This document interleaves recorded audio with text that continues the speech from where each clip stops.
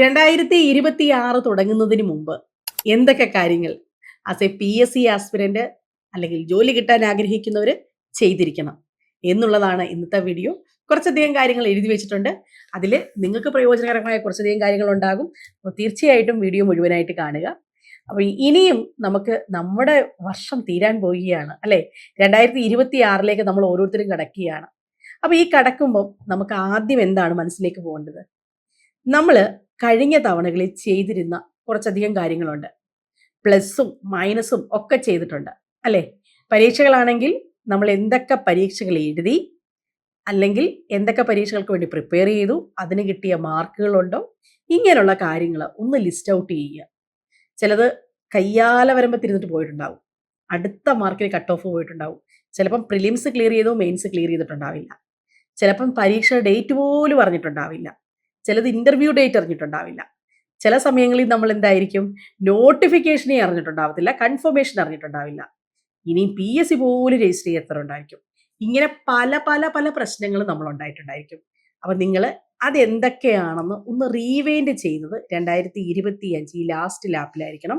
അത് നിങ്ങളെ ഹെൽപ്പ് ചെയ്യും തീർച്ചയായിട്ടും, അടുത്ത വർഷത്തിൽ ഈ മിസ്റ്റേക്ക് ഉണ്ടാകാതിരിക്കാൻ വേണ്ടി അല്ലേ?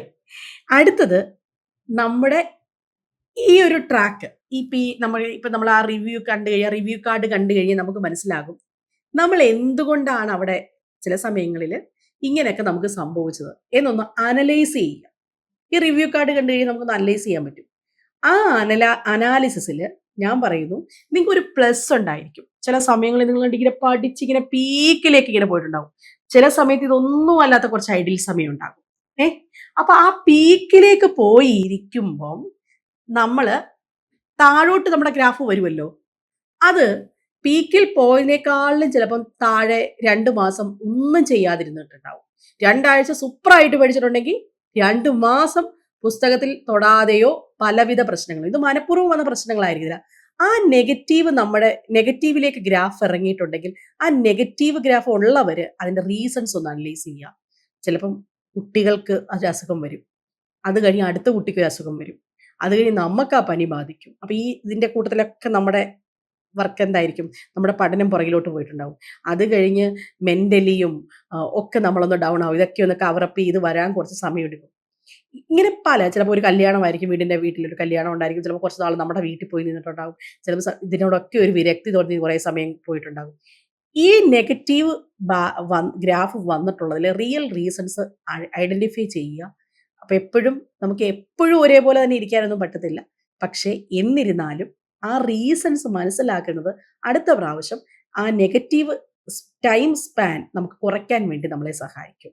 ഓക്കെ, ദെൻ അടുത്ത ഒരു കാര്യം നമുക്ക് ചെയ്ത് കളയാൻ പറ്റുന്നത്, ഞാനിപ്പോൾ പറഞ്ഞത് നമ്മുടെ എന്തുകൊണ്ട് പരീക്ഷയ്ക്ക് നമ്മൾ പുറകിലേക്ക് വന്നു എന്നുള്ളൊരു റിയൽ റീസൺ കണ്ടെത്തുന്ന എന്നൊരു കാര്യമാണ്.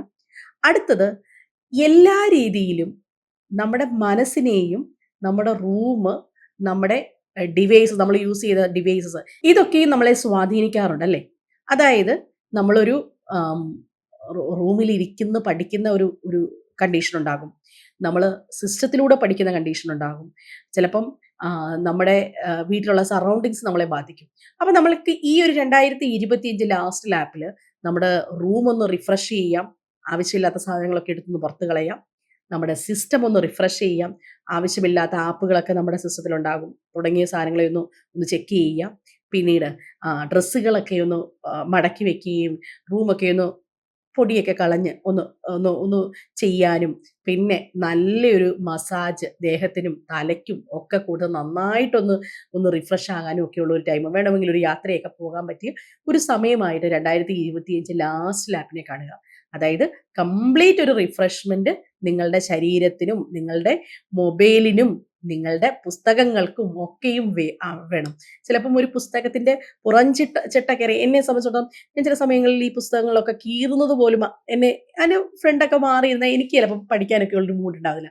അപ്പൊ ഈ മൂഡുകളൊന്നും നമ്മളൊന്ന് ബാലൻസ് ചെയ്ത് ഒരു പുതിയ തുടക്കത്തിന് വേണ്ടി നമ്മളെ സഹായിക്കുന്ന ഘടകങ്ങളാണ് ഇവയൊക്കെ. അപ്പൊ ആ മൂഡൊന്ന് സെറ്റ് ചെയ്യുക എന്നുള്ളതാണ് ഞാൻ ഉദ്ദേശിച്ചത്. അടുത്ത കാര്യം എന്താണ്?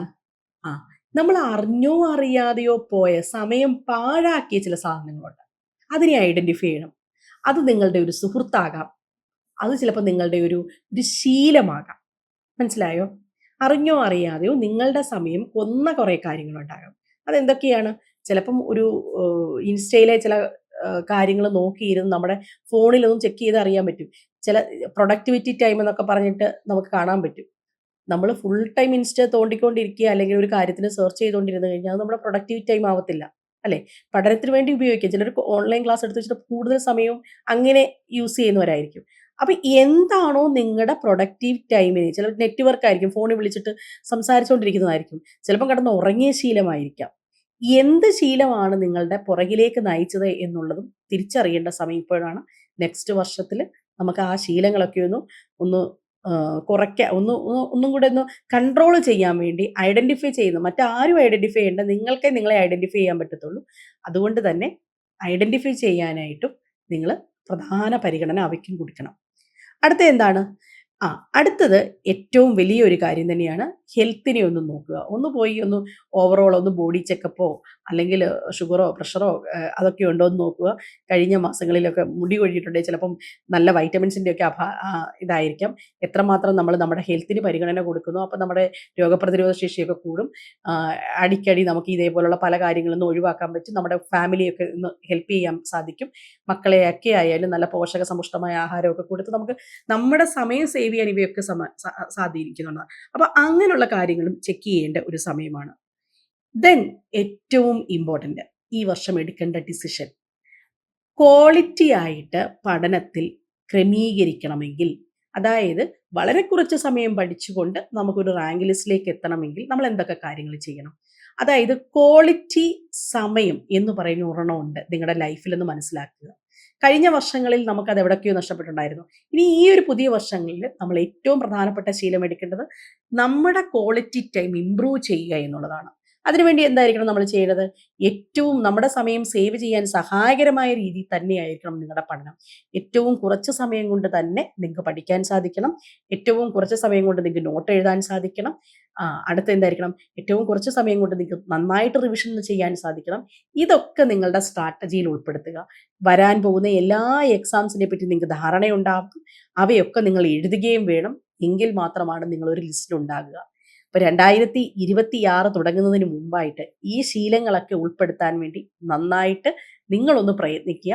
ഇനിയും ഇതല്ല, നമുക്ക് കുറേ അധികം കാര്യങ്ങൾ നമുക്ക് 2026 കടക്കുന്നതിനിപ്പുറം ചെയ്യേണ്ടതുണ്ട്.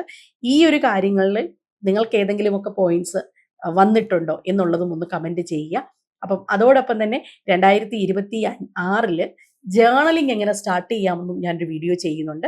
ആ വീഡിയോ പരീക്ഷകളിൽ പങ്കെടുക്കുന്നവർ എങ്ങനെ ജേർണലിങ്ങും അതോടൊപ്പം തന്നെ വിഷൻ ബോർഡും ഒക്കെ സെറ്റ് ചെയ്യണം തുടങ്ങിയ വീഡിയോസ് ഒക്കെ നമ്മുടേതായിട്ട് വരുന്നുണ്ട്. ചാനൽ മറക്കാതെ കാണുക. ഇനി MCC ആപ്പ് നിങ്ങൾക്ക് എല്ലാവർക്കും ഡൗൺലോഡ് ചെയ്യാവുന്നതാണ്.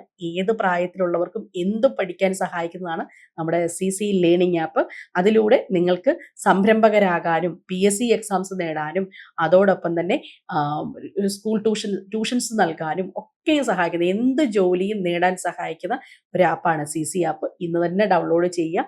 കരിയർ നിങ്ങൾ സ്വപ്നം കാണുക, അത് നേടിയെടുക്കാൻ നിങ്ങൾക്ക് സാധിക്കും. Thank you so much.